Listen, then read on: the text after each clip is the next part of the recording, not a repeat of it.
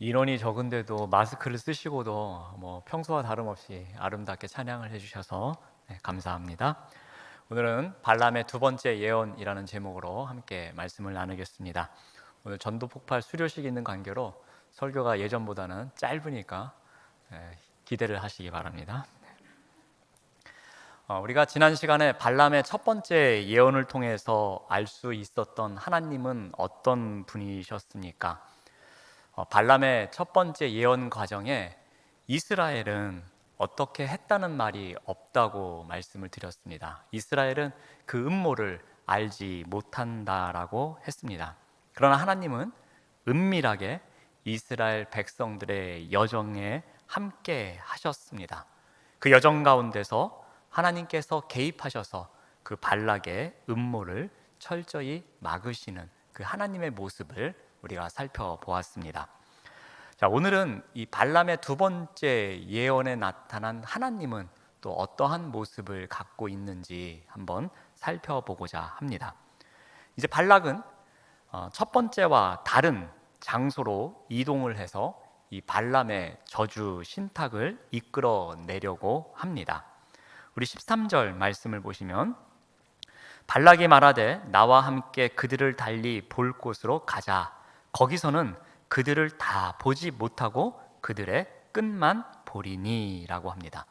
새로운 장소로 발람을 데리고 가는데 그곳은 이스라엘 진영의 끝자락만 볼 수 있는 곳이라고 합니다.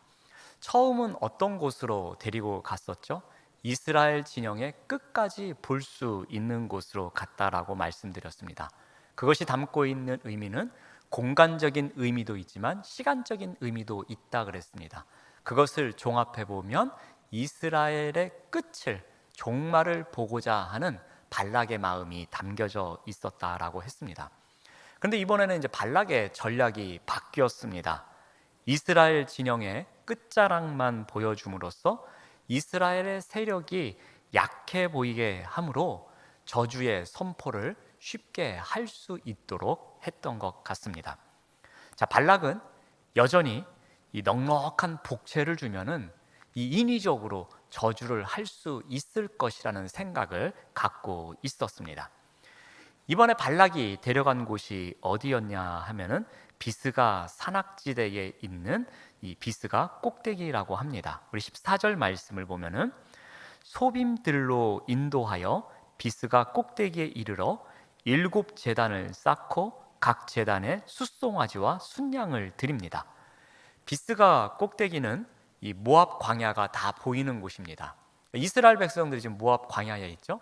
그러니까 비스가 꼭대기에 가면은 당연히 전체를 볼 수 있습니다. 자, 그런데 이 소빔들이라고 합니다.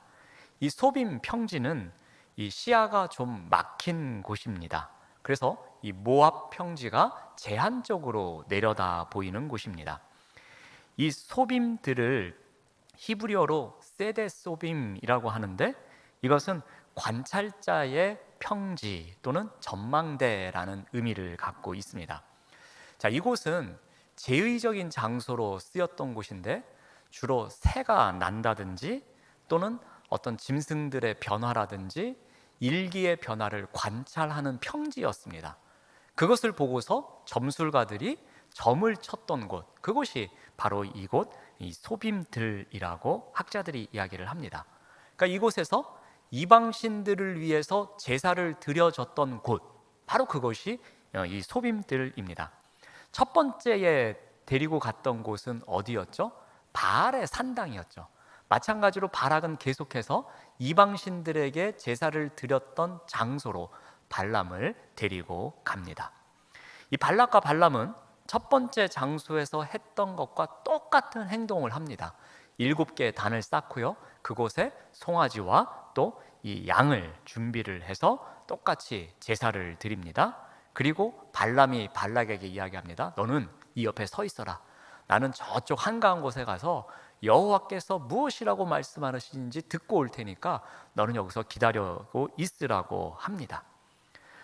이전과 똑같이 발람은 한적한 곳으로 가서 여호와의 임재를 기다리고 여호와께서 그에게 나타나셔서 말씀하십니다. 우리 16절 말씀을 봅니다. 여호와께서 발람에게 임하사 그의 입에 말씀을 주시며 이르시되 발락에게로 돌아가서 이렇게 말하라 라고 합니다.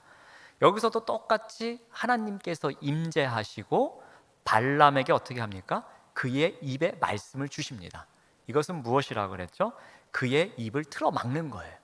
그의 입에서 못된 말이 나오지 않도록, 그의 입에서 어떻게 이스라엘 백성들을 저주하는 말이 나오지 않도록, 어떠한 참소의 내용도 나오지 않도록 하나님께서 이 발람의 입을 막으신 것을 또 한 번 보여주고 있습니다.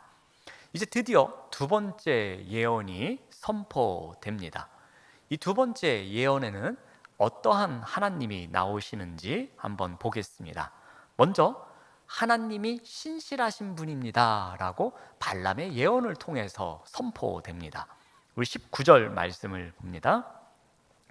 하나님은 사람이 아니시니 거짓말을 하지 않으시고 인생이 아니시니 후회가 없으시도다. 어찌 그 말씀하신 바를 행하지 않으시며 하신 말씀을 실행하지 않으시랴. 자, 하나님은 신실하신 분이라고 선포하는데 이것을 어떻게 증명합니까? 이 반대의 경우를 들어서 말합니다.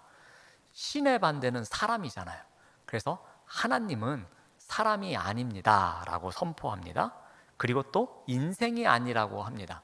자, 이것을 세번역 성경에서는 사람의 아들이 아닙니다 라고 합니다. 그러니까 하나님은 사람도 아니시고 사람의 아들도 아니신 신입니다 라고 이야기를 합니다. 자, 그렇다면 사람이 아니시고 사람의 아들이 아니신 이 하나님은 사람이 갖고 있는 특징과 정반대를 갖고 있다라는 것을 증명하면 되지 않겠습니까? 자, 그래서 이야기합니다. 사람이 갖고 있는 특징 중에 하나가 무엇이라는 거예요? 거짓말 잘하고 또 한 일 또는 한 말에 대해서 후회를 잘하는 사람의 특징을 이야기합니다. 그런데 하나님은 어떠시다는 거예요? 사람이 아니시기 때문에, 사람의 아들이 아니시기 때문에 거짓말도 안 하시고 후회도 안 하시는 분이다라는 겁니다. 사람은 상황이나 이해관계에 따라서 변덕이 심하죠. 또 시시때때로 변하기도 합니다. 인간의 마음은 오늘 다르고 내일 다르고 또 그 다음 날이 다를 수도 있습니다. 그런데 이러한 인간과 다르다라는 거예요. 하나님은 거짓말하지도 않으시고 이렇게 쉽게 변하시는 분도 아니시라는 거예요. 어제 내가 그녀에게 사랑한다는 말을 했는데 후회가 되는 거예요. 그래서 오늘은 어제 한 말이 잘못됐다라고 금방 바꾸는 거, 그런 거를 하나님은 안 하신다라는 겁니다. 한번 사랑하신다고 고백하셨으면 어떻게 해요? 영원히 사랑하시는 분, 그분이 하나님이시다라는 거예요. 그래서 사람과는 다른 신실하신 분이다라고 이야기를 합니다. 또 하나님은 뜻을 마음대로 바꾸시는 분이 아니라고 소개를 합니다. 이스라엘을 언약 백성으로 삼아서 복 주시겠다라고 약속하시고 뜻을 세우셨으면 그 뜻을 바꾸시는 분이라는 거예요? 아니라는 거예요. 바꾸지 않으시는 분이라는 거예요. 인간이면 어떻게 한다는 겁니까? 이익관계를 계속 따져서 이 약속을 계속해서 지킬 것인지 말 것인지를 그때 상황에 따라서 변화를 줄 수 있다라는 거예요. 그런데 신실하신 하나님은 그렇지 않으신다라는 거예요. 한번 복을 주겠다고 선포하시면 계속해서 복을 주시는 분이 신실하신 하나님이시다라고 선포하고 있습니다. 하나님은 사람과 달리 신실하신 분이라서 거짓도 안 하시고 후회도 안 하시고 뜻을 바꾸지 않는 분이시다라고 선포하십니다. 이러한 하나님이 나에게 명령을 하셨기 때문에 나는 신실하신 하나님의 명령을 따를 수밖에 없습니다 라고 발람이 이야기합니다. 그게 바로 20절입니다. 내가 축복할 것을 받았으니 그가 주신 복을 내가 돌이키지 않으리라 라고 합니다. 그러니까 하나님은 신실하신 분이세요. 그 신실하신 분께서 복을 주시겠다고 했는데 그것을 내가 함부로 바꿀 수 있다 없다? 없다라고 이야기를 하고 있습니다. 자, 두 번째로 발람이 소개하는 하나님은 용서해 주시는 분이다입니다. 우리 21절 말씀을 봅니다. 야곱의 허물을 보지 아니하시며 이스라엘의 반역을 보지 아니하시는도다라고 선포합니다. 자, 야곱의 허물이 있다라고 합니다. 야곱은 이스라엘을 상징하지 않습니까? 이 이스라엘이 허물이 많은 민족이라는 거예요. 육체적으로 잘못을 많이 저지르고 있다라는 거예요. 우리 민수기를 통해서만 봐도 알 수 있지 않습니까? 이 백성들이 얼마나 허물이 많습니까? 먹을 것 때문에 불평합니다. 마실 것 때문에 원망합니다. 기브롯 핫다와에서는 탐욕을 부려서 이들이 벌을 받기도 합니다. 이들이 육체적으로 저지르는 잘못이 너무나도 많습니다. 허물이 너무나도 많은 민족이었습니다. 또 반역에 있어서는 둘째가라면 서러워하는 민족이 바로 이스라엘 민족이었습니다. 여기서 반역은 무엇이죠? 하나님을 인정하지 않는 것입니다. 자, 모세와 아론에 대해서 정치 지도자와 종교 지도자에 대해서 인정하지 않는 일도 있었죠. 이것은 한 걸음 더 나아가서 하나님의 리더십에 대해서 반역하는 행위였습니다. 또 이들은 툭하면 애굽으로 돌아가자라고 주장을 합니다. 이것은 무엇이었습니까? 출애굽 역사를 이끄셨던 하나님의 사역을 인정하지 않는 것이었습니다. 이들은 가데스에서 정탐꾼을 보내고 난 이후에 백성들의 반역을 또 일으키기도 했습니다. 이것은 하나님의 인도하심을 거절하는 반역이었습니다. 민수기를 통해서 우리가 보기만 해도 이 이스라엘 민족은 허물덩어리이고 반역덩어리였습니다. 그런데 이 허물도 많은 민족을 패역한 백성임에도 불구하고, 반역을 일삼는 백성임에도 불구하고 하나님이 어떻게 하신다고 합니까? 하나님이 보지 아니하신다라고 합니다. 그들의 허물덩어리를, 그들의 반역으로 인해서 그 많은 죄 목록을 하나님은 보지 아니하시는 분이다라는 겁니다. 하나님은 용서해 주시는 분이시다라고 이야기를 합니다. 자, 그러면서 발람이 또 선포하기를, 이렇게 이스라엘 백성들이 하나님에게 용서받을 수 있는 비결이 무엇인지를 소개합니다. 우리 21절 말씀을 봅니다. 여호와 그들의 하나님이 그들과 함께 계시니 왕을 부르는 소리가 그 중에 있도다라고 합니다. 여기 두 가지 중요한 진리가 담겨져 있습니다. 이스라엘 안에 누가 함께 하신다라고 합니까? 여호와께서 이스라엘 백성들과 함께 하신다라고 합니다. 이스라엘을 사랑하시는 그 하나님께서, 그래서 끝까지 사랑하시겠다고 말씀하신 그 하나님께서 이스라엘을 버리지 않으시고 그들과 함께 하시면서 그들을 감싸 안고 계신다라고 합니다. 아무리 허물이 많은 백성이지만, 반역을 일삼는 백성이지만 그들을 버리지 않고 그들을 용서하기 위해서 그들과 함께 머무시는 분, 그분이 바로 하나님이시다라는 거예요. 이 허물 많은 백성들과 함께 하시는 그분이 계시기에 이 백성들이 용서받을 수 있다라고 이야기를 합니다. 또 하나의 진리는 무엇입니까? 이스라엘 백성들 안에 누구를 부르는 소리가 있습니까? 하나님을 부르는 소리가 있다라고 합니다. 이것은 무엇입니까? 그들이 허물이 있고 반역으로 인해서 그들이 그 죄를 깨달았을 때 누구를 불렀다는 겁니까? 하나님을 불렀다는 겁니다. 회개의 자리에 나아갈 줄 알았다라는 겁니다. 하나님을 찾는 소리가 끊이지 않았다라는 겁니다. 하나님 앞에서 부르짖으면서 하나님을 찾는 기도의 자리로 나아가는 백성들이 있었다라는 것입니다. 하나님은 백성들의 허물을 보지 않으셨습니다. 하나님은 백성들의 반역을 보지 않으셨습니다. 하나님은 그들을 사랑하셔서 그들을 끝까지 사랑하시기 위해서 그들 가운데 거하시면서 그들을 감싸주시는 분이셨습니다. 그러한 하나님을 향하여서 백성들은 어떻게 했습니까? 자신들의 죄가 있으면, 자신들의 잘못이 있으면 그 하나님을 향하여서 울부짖으면서 하나님을 찾는 백성들이 있었던 거였습니다. 그래서 그들을 용서하시는 하나님을 볼 수 있었던 것이었습니다. 자, 발람이 세 번째로 선포하는 하나님은 권능의 하나님이십니다. 하나님께서는 이스라엘 백성들을 애굽에서 인도해 내셨다라고 선포합니다. 우리 22절 말씀을 봅니다. 하나님이 그들을 애굽에서 인도하여 내셨으니 그의 힘이 들소와 같도다라고 합니다. 하나님께서 백성들을 애굽에서 인도내셨다는 말씀은 그들을 책임지신다라는 말씀입니다. 그들의 그 모든 과정과 함께 하신다는 말씀입니다. 그런데 무슨 일까지 생깁니까? 그의 힘이, 백성들의 힘이 들소와 같다라고 합니다. 그들의 위세가 대단하다라는 겁니다. 그들이 지나가는 것을 아무도 막을 자가 없다라고 합니다. 그것에 대해서 발람이 이렇게 표현을 합니다. 우리 23절 말씀을 봅니다. 야곱을 해할 점술이 없고 이스라엘을 해할 복술이 없도다라고 합니다.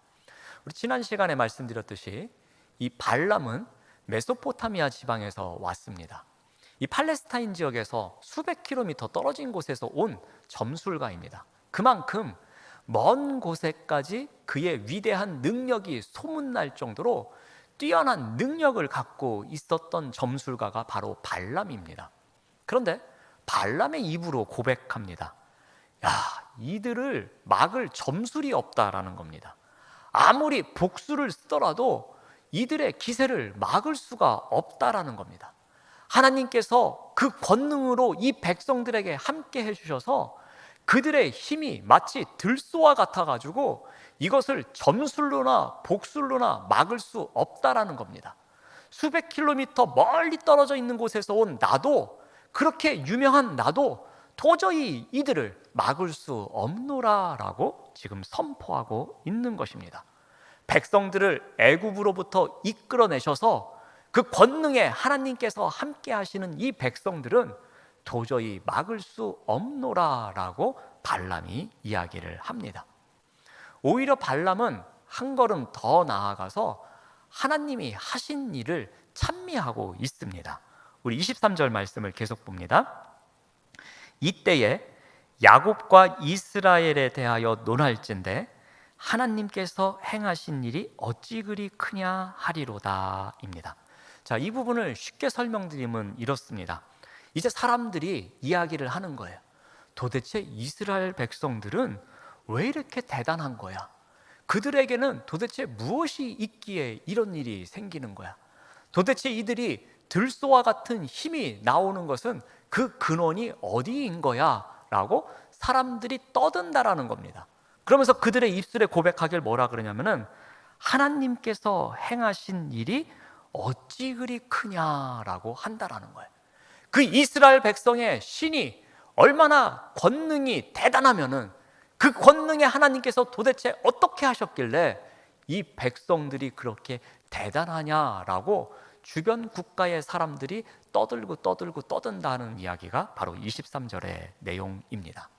발람은 권능의 하나님께서 함께하는 이 백성들을 도저히 막을 수 없다라고 이야기를 하고 있습니다.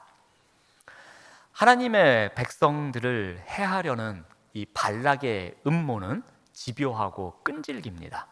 그러나 오늘 본문은 이와 같은 장애물보다 더 큰 것이 있다라고 이야기를 합니다. 바로 하나님의 은혜입니다. 하나님의 은혜는 방해보다도 더 크다라는 겁니다. 하나님의 축복은 그 백성들에게 다가오는 시련보다도 더 크다라는 겁니다. 더 크다라는 것은 마치 한 500m 정도의 봉우리가 있는 환란이라고 생각하시면 하나님의 능력은 한 1000m 정도 돼가지고 더 높다라는 겁니다. 그래서 그 다른 환란이나 시련이나 그런 방해물들이 다 낮은 곳에 보일 정도로 아무것도 아니다라는 의미를 갖습니다.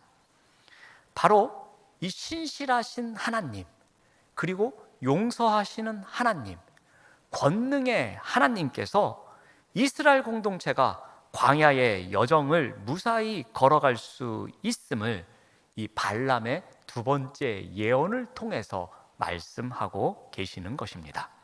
사랑하는 여러분, 우리의 인생길에 놓여 있는 크고 작은 장애물보다 더 큰 것이 하나님의 은혜임을 믿으시길 바랍니다. 우리의 인생길에서 함께 하시는 그 신실하신 하나님, 그 신실하신 하나님을 신뢰하는 마음으로 따라가고, 또 용서하시는 그 하나님의 은혜를 우리가 누리면서 권능의 하나님께서 베풀어 주시는 그 은혜로 우리 또한 이 광야라는 길에서 멋진 삶을 살아갈 수 있다라는 것입니다. 이러한 하나님과 동행하시면서 우리에게 맡겨진 이 광야의 길을 넉넉하게 걸어가시는 우리 모두가 되시기를 바랍니다. 기도하겠습니다. 하나님 감사합니다. 신실하신 하나님을 신뢰하며 용서하시는 하나님의 은혜에 감사하며 권능의 하나님의 손길을 의지하면서 우리의 광야길을 걸어갈 수 있도록 인도하여 주시옵소서. 예수님의 이름으로 기도드립니다. 아멘.